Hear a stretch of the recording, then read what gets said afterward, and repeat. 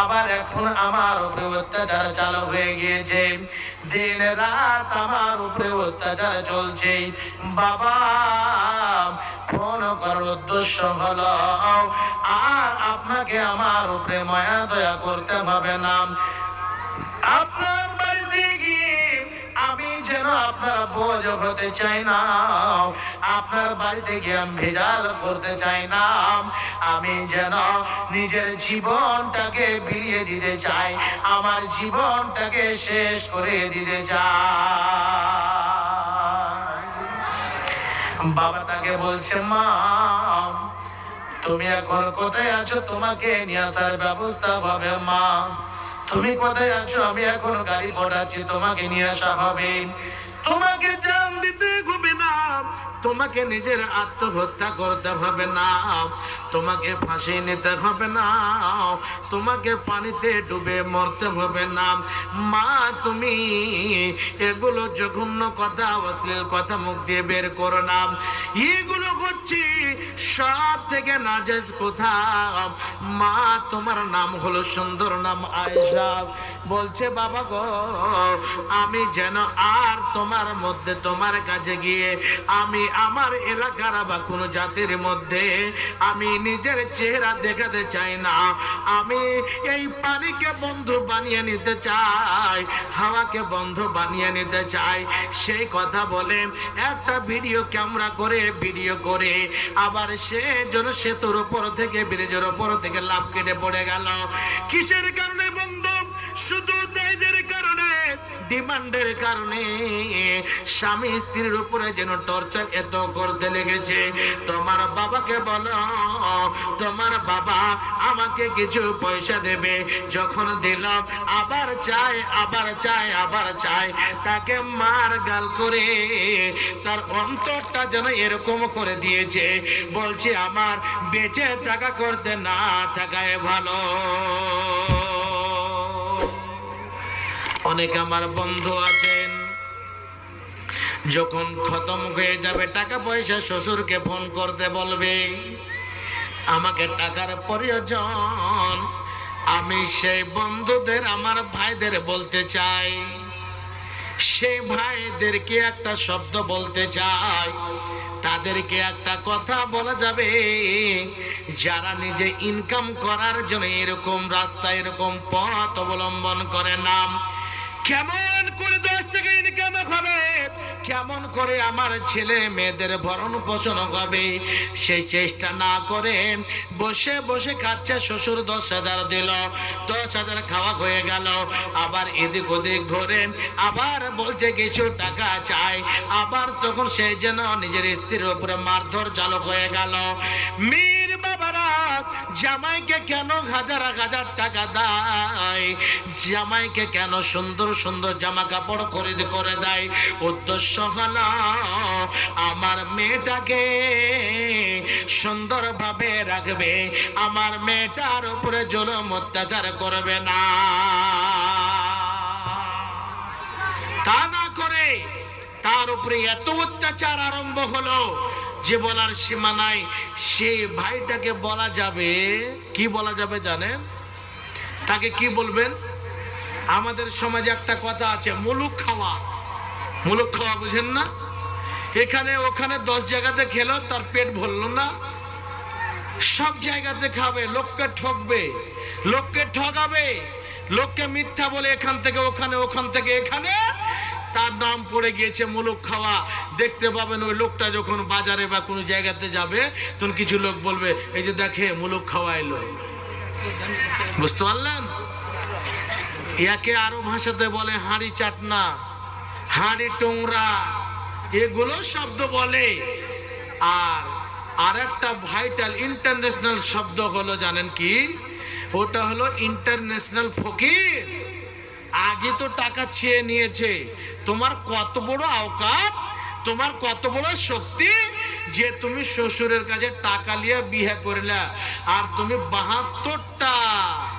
72টা বন্ধুকে ডেকে আর 72 খান গাড়ি করে তুমি গেলা, আর গাড়ি যে করে তুমি গেলে তো তোমার শ্বশুরের টাকাতে, তখন তো বুঝতে পারা গেছে যে তোমার মধ্যে কতখানি পানি আছে আর কতখানি তোমার শক্তি আছে। টাকা নিয়ে কাপড় কিনতে যায়, ওখানেও ভেজাল। তখন কি করছে জানেন?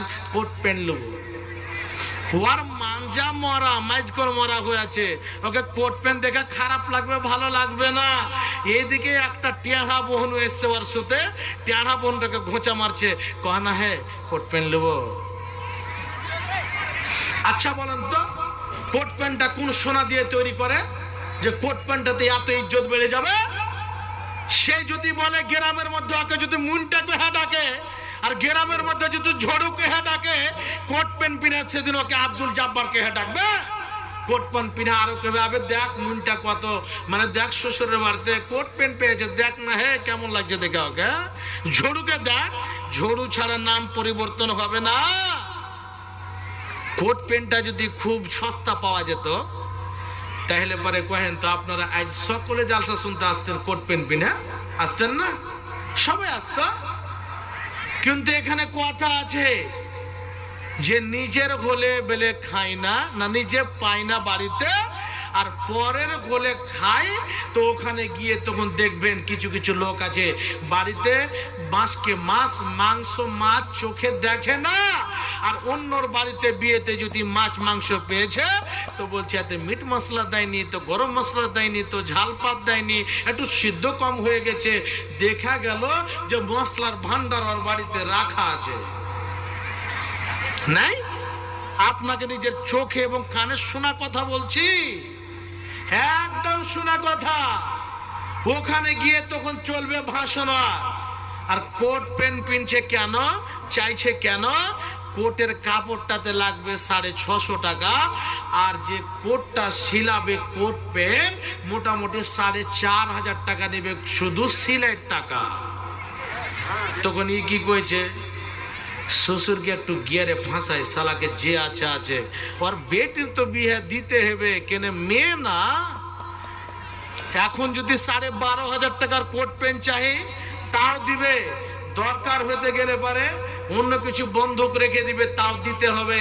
কেন? টাকা আগে 80,000 নিয়ে এলেছি কথার দিন, এখন তার পচলি কেটে যেতে পারবে না।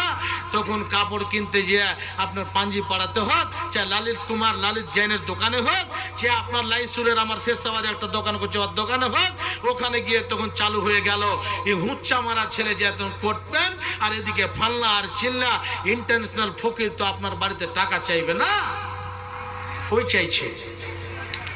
আল্লাহ পাকের নবী বলছেন, শোনো, তোমার যদি এরকম ব্যবস্থা থাকে আর তুমি যদি এরকম অবস্থার লোক হও, তাহলে তুমি একটা কথা তোমাকে আমি বলে দিচ্ছি, তুমি আমার উম্মতের মধ্যে গণনা থাকবে না।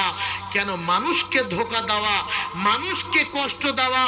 আল্লাহ পাকের নবী বলছেন, যেই মানুষ মানুষকে ধোঁকা দেয়, মান গাসসানা ফালাইসা মিন্না, সেই জীবনে কোনদিন আমার উম্মতের মধ্যে থাকবে না। এবং এক মুসলমান অপর মুসলমানকে যদি কষ্ট দেয়, আল্লাহ পাকের নবী বলছেন, আল মুসলিমু মান সালিমাল মুসলিমুনা মিন লিসানিহি ওয়া ইয়াদিহি। নবীজি বলেন, হে আমার উম্মতেরা তোমরা শুনে রাখো, মুসলমান কাকে বলে, মুসলিম কাকে বলে, আল্লাহ ভীরু কাকে বলে। শুনুন, মুসলিম শব্দটি কাকে বলা হয়েছে?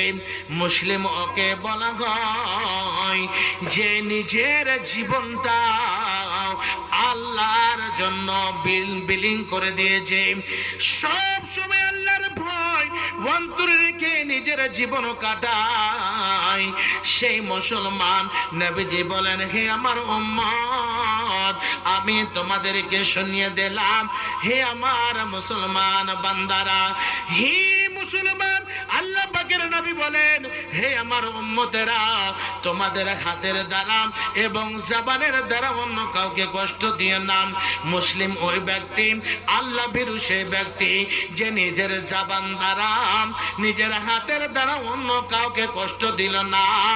এক মুসলমান অপর মুসলমানের কাছ থেকে কষ্ট পেল না, তার হাতের দ্বারা এবং জীবন তার জিহ্বা এমন একটা আল্লাহ নিয়ামত দিয়েছেন, যে জিহ্বার দ্বারা, যে জবানের দ্বারা আমরা কথা বলি, এই জবান দিয়ে অন্য কাউকে কষ্ট দিল না, অন্য মুসলমান সে জায়গা থেকে নিরাপত্তায় থাকলো, মুহাফিজ থাকলো, সেই জায়গাতে যেন অন্য কেউ কথা শুনে কষ্ট পেল না। নবীজি বলেন তারাই হলো প্রকৃত মুসলমান। আজকে আপনি কষ্ট দিচ্ছেন সেই জায়গাতে, এমন এমন সময়, যে সময়তে বেচারার কাছে টাকা নাই, সেই সময়তে আপনি এমন ভেজাল করলেন যে বেচারা খাবার দানা কিছু অন্যর বাড়িতে যেন জিন পেয়েছে ধান কেটে 2-4-5 কুইন্টাল, বলছে মেয়ে ফোন করে দিয়েছে বাবাকে, আব্বা গো 10,000 টাকা লাগবে, আর না হলে পারে আমাকে তালাক করবে, বাড়ি থেকে বের করে দেবে। বাবা যে কটা বুড়ো মানুষ এইরকম করে পরিশ্রম করে খেটে নিয়ে এসেছে, ওই ধান কটা বিক্রি করতে যেন সে প্রস্তুত। বলছে আমার মেয়েটা যেন কষ্ট না পায়, বুড়ো জানে আমি ধান কিছু কেটেছিলাম কষ্ট করে, সেই 10 মণ ধান বিক্রি করে সে চামারের বাচ্চাকে টাকা দিয়ে আসতে হলো। ভাবছেন আমার এই সমাজে ক্যান্সার। আল্লাহ রাব্বুল আলামিন বলছেন এগুলো জায়গাতে গিয়ে কোনোদিন শান্তি পাবে না। শান্তি কোন জায়গাতে পাবে? আপনি বিয়ে করলেন, আপনি দেখে শুনে সুন্দরভাবে বিয়ে করে নিয়ে আসলেন, এখন তো আর বাবার দেখা বউকে পছন্দ করে না, বন্ধু বান্ধব নিয়ে গিয়ে নিজের সঙ্গে গিয়ে বউ দেখে, আর দেখার পরে বিয়ে করে নিয়ে আসার পরে আবার তার মিটার ঘুরছে দেখেন মোবাইলে, এখানে ওখানে, পোয়াখালী, পাটকই, ঘুরনা, কিষানগঞ্জ, আপনার সব জায়গাতে যাচ্ছে। আর গিয়ে গিয়ে তখন কিছু কিছু মেয়েগুলো আর নজরে পড়লো, আর নজরে পড়ে তখন দিমাগটা লাগাচ্ছে, আচ্ছা আমি যেটা মেশিন কিনে নিয়ে এসেছি এই কম্পিউটারটা ভালো না ওই কম্পিউটারটা ভালো। তখন দিমাগ লাগাতে লাগাতে লাগাতে লাগাতে তখন বাড়িতে এসে তখন এমন একটা কথা কহে দিলে, ভাবছেন আমার আপনি যদি সুন্দরভাবে দেখে বিয়ে করে নিয়ে এসেছেন, আবার একবার যদি বলেন ওরে রহিমা তোমার চোখগুলো বড় বড়, তোমার দাঁতগুলো লম্বা লম্বা, তোমার মাথাটা মোটা, তুমি দেখতে কালা, তোমার নাকটা মোটা, তোমার ঠোঁটখানা মোটা, এইরকম বলে যদি তার সামনে বলেন যতদিন বেঁচে থাকবেন ততদিন আপনাকে জীবন গেল নিজের অন্তর থেকে ভালোবাসতে পারে না। সে সময় আপনি কি করলেন? চালু করে দিলেন। কি চালু করলেন? স্ত্রীর সামনে এতদিন কথা যার সঙ্গে বলছিলাম, এমন এমন জায়গা আছে নিজের ছেলে বিয়ে করতে চাচ্ছে, আমি পাটকুয়ে বিয়ে করব, বাবা বলছে বিয়ে দেব না, আমার বাড়ি হলো ঘুরনা, পাটকুয়ে বউ বানাবো না, পাটকুয়ে আমার বিহান বিঘায় হবে পার্শ্বে হয়ে যাচ্ছে, বিয়ে দেব আমি খাগড়াতে, বিয়ে দেব কিষানগঞ্জে, বিয়ে দিব বেঙ্গলে, বিয়ে দিব পোয়াখালীতে, এইরকম করে বাবা জবরদস্তি বিয়ে দিয়ে দিল। আবার যেন এমন কিছু সময় আসলো বিয়ের পরে সে মেয়েটির উপরে জুলুম অত্যাচার আরম্ভ হয়ে গেল, আর সে যুবক বন্ধু এমন বুদ্ধি করলো সে জায়গাতে গিয়ে মেয়েটির উপর অত্যাচার, আবার এমন এমন সে যেন রঙের খেলা চালু করলো। আমার বন্ধু তার সামনে গিয়ে বলছে আমি তোমাকে বিয়ে করতাম না, আমি 5 বছর ধরে লাভ ম্যারেজ করছিলাম, কথা বলছিলাম, আমার বাবা জবরদস্তি বিয়ে দিয়েছে, একটু যদি ইদিক উদিক হয়ে যায় আমার বাড়িতে তোমার জায়গা হবে না। এই অবস্থা দিয়ে তখন চালু করলো, সেই এমন ব্যবহার আরম্ভ করলো। আর গিয়ে সেই জায়গাতে যদি একবারে কথাটা বলেন যে তোমাকে আমি বিয়ে করতাম না, তুমি এরকম